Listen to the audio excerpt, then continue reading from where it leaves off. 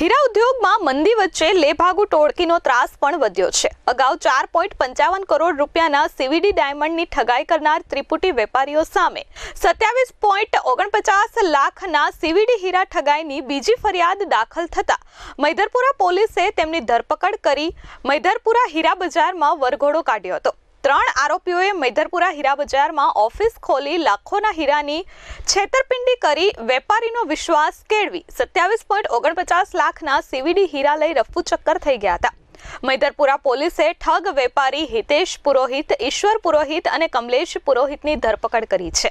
આ ઠગ વેપારીઓ જ્યાં વેપાર કરતા હતા તે મૈદરપુરા બજારમાં પોલીસે વરઘોડો કાઢ્યો હતો। ઠગ વેપારીઓ દ્વારા શરૂઆતમાં ઓછા સીવીડીના હીરાનો માલ ખરીદી સમયસર પેમેન્ટ કરી હીરા વેપારીઓનો વિશ્વાસ કેળવતા અને ત્યારબાદ 3 વખત રૂપિયા ચૂકવી 27.49 લાખના હીરા ખરીદી રફુ ચક્કર થઈ ગયા હતા। મૈદરપુરા હીરા બજારમાં ઓફિસને તાળું મારી આરોપીઓ નાસી છૂટ્યા હતા।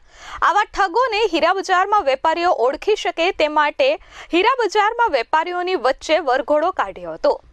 Bureau report S24 news, Surat.